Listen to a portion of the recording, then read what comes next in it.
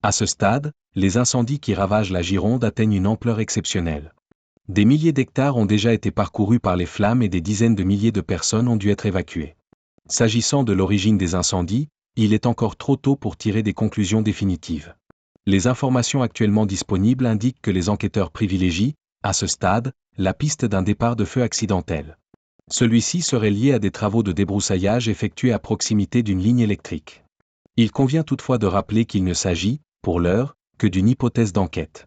Par ailleurs, certains s'interrogent sur le fait que le débroussaillage, en principe, interdit entre le 15 mars et le 15 août dans les zones concernées par la réglementation sur le risque incendie.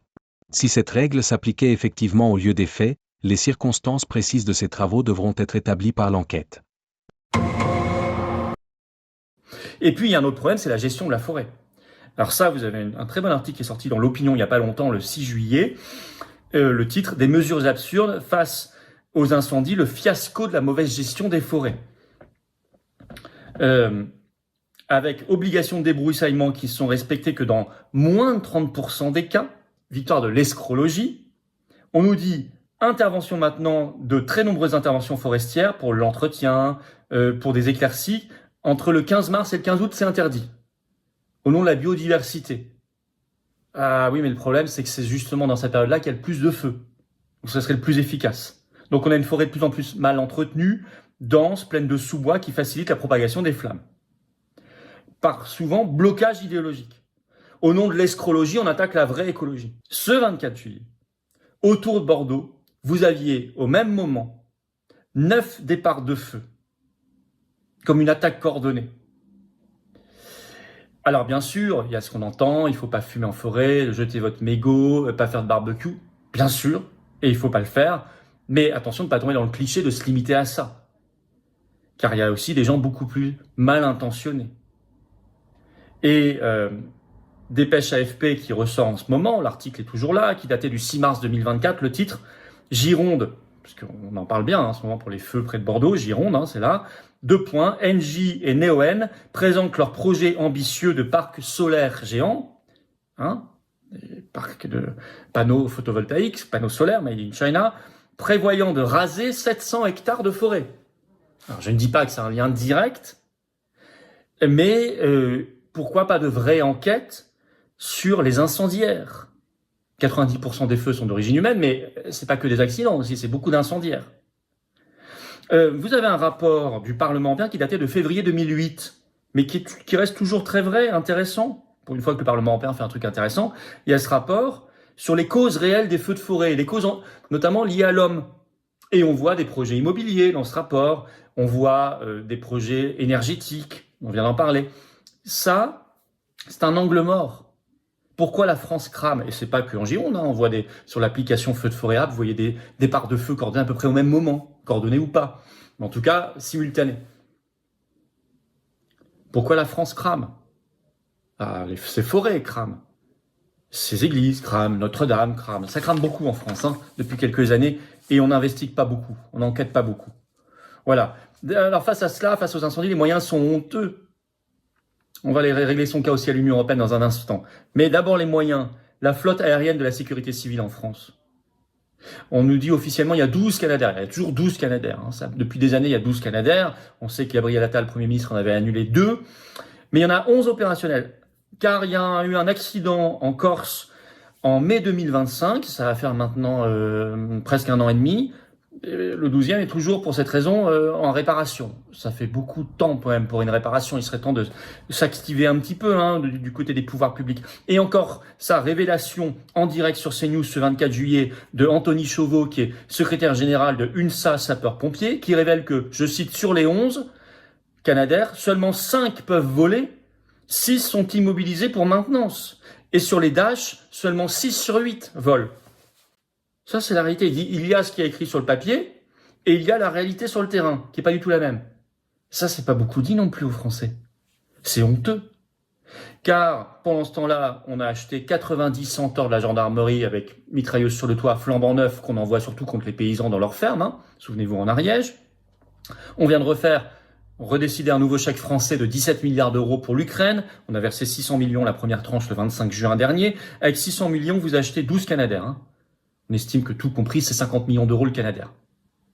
On double la flotte déjà rien qu'avec cette première tranche pour l'Ukraine du 25 juin. L'Union européenne, chaque année, ce qu'on verse au budget, c'est 15 à 20 milliards de plus que ce qu'on en reçoit. 15 à 20 milliards. Avec 15 milliards, vous faites combien de Canadair? 50 millions. Ben, vous en faites 300. Avec 3, vous faites 150 millions. 30, vous faites 1,5 milliard. 300, vous faites 15 milliards. Je ne dis pas qu'il faut 300 Canadair, mais ça, c'est une année d'Union européenne. Hein. Ce sont des choix, ça, budgétaires et politiques. Et puis, pourquoi on achète forcément au Canada? Bon, on dit qu'il y a des ruptures de stock parce que c'est difficile, ça met du temps à produire, les chaînes de production sont débordées, je veux bien le comprendre. On ne sait pas fabriquer en France des Canadair? Si, il y a des projets, par exemple une société française, Positive Aviation, qui y travaille.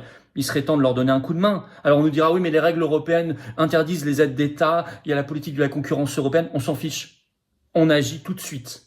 Et on va quitter l'Union européenne pour mettre fin définitivement à ces règles.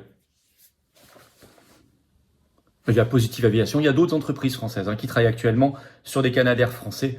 Franchement, ça c'est une réindustrialisation intelligente, ça devrait faire très longtemps qu'on devrait y être. Et puis l'Union européenne, alors la fausse solidarité. Alors ça c'est insupportable puisque Macron a annoncé en grande pompe ce 23 juillet qu'il demandait le déclenchement du mécanisme Rescue qui a été créé en 2019 dans le cadre du mécanisme de protection civile de l'Union, le MPCU qui a été créé en 2001, qui regroupe les 27 pays de l'Union européenne, plus 12, il y a déjà dedans la Norvège, il y a la Suisse, il y a l'Ukraine, il y a la Turquie. Et en fait, on en fait une énorme communication. Les européistes disent, regardez, ça sert à ça, l'Union européenne, ils envoient. Alors en France, on va recevoir 2 avions et des moyens de pompiers qui viennent de Croatie, du Portugal, de Tchéquie et de Slovaquie. Ok. Alors, moi, je suis pas du tout contre la solidarité internationale sur aucun sujet. Et c'est très bien. Et on n'a pas besoin de l'Union européenne pour ça. D'ailleurs, la preuve ici, il y a 12 pays hors Union européenne qui sont aussi dans le mécanisme. On n'a pas besoin de l'Union européenne pour s'entraider. On le fait d'ailleurs depuis des décennies sur les questions sanitaires. Quand il y a des accidents, par exemple, vous savez, quand il y a eu le drame dans cette boîte de nuit à Crans-Montana en Suisse, vous avez des blessés qui ont été rapatriés en Allemagne, en France, pour être soignés dans les hôpitaux. On n'a pas besoin de l'Union européenne pour ce genre de solidarité. Pareil pour les moyens pompiers éventuels. Pourquoi pas? Mais là, c'est particulièrement malsain car ça sert à la propagande européiste. Et je cite ce mécanisme, attention, la Commission européenne coordonne l'activation. Vous parlez d'une efficacité. On perd du temps, ça coûte plus cher. Plutôt que d'avoir un vrai service public national de sécurité civile avec beaucoup de Canadair, beaucoup de Dash, beaucoup de pompiers, beaucoup de moyens au sol, bien payés, bien considérés. D'autant que l'Union européenne attaque nos services publics, donc elle est très hypocrite avec ce système, et en particulier sur les pompiers, la directive européenne 2003/88/CE attaque frontalement le modèle français des sapeurs-pompiers volontaires, qui représentent 80% des pompiers en France et 67% des interventions au sol.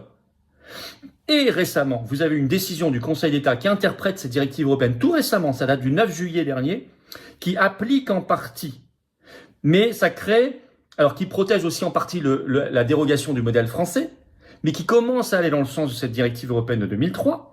Et vous avez un site spécialisé dans le droit qui s'appelle Village de la Justice qui a étudié cette décision du Conseil d'État du 9 juillet. Je cite, le modèle français de volontariat sort de cette décision du Conseil d'État consolidée dans son architecture dérogatoire, mais désormais adossé à une qualification juridique, celle de travailleur au sens du droit de l'Union européenne, ce qui est nouveau, dont les développements ultérieurs restent difficiles à anticiper. Contentieux individuels sur la preuve du consentement, actions ciblées sur la protection appropriée, pression persistante du Comité européen des droits sociaux sur la question des mineurs, parce que la France a une dérogation pour faire travailler en volontaire des 16-18 ans, ou encore une initiative européenne toujours en suspens depuis 2022, car la Commission européenne avait commencé à attaquer la France là-dessus. Pour l'instant, c'est gelé depuis 2022, mais ça peut reprendre à tout moment. Pour les SDIS, services départementaux d'incendie et de secours, la vigilance documentaire et organisationnelle constitue désormais la meilleure des protections face à ce contentieux en devenir. Contentieux en devenir. En fait, ça y est, on a fragilisé le modèle français. À tout moment, un sapeur-pompier volontaire, qui pourrait être déçu ou en colère, peut saisir maintenant la justice contre le modèle français du fait de cette décision du Conseil d'État qui fragilise le système, même s'il ne l'abat pas totalement pour l'instant. Alors, si on n'a plus le système des sapeurs-pompiers volontaires, c'est l'effondrement en France du système d'incendie et de secours. Lors de catastrophes de cette ampleur, diverses théories émergent souvent avant les conclusions de l'enquête. Toute autre hypothèse devra être étayée par des preuves. Espérons que ces enquêtes soient menées à terme. Et vous, qu'en pensez-vous? Bonne soirée.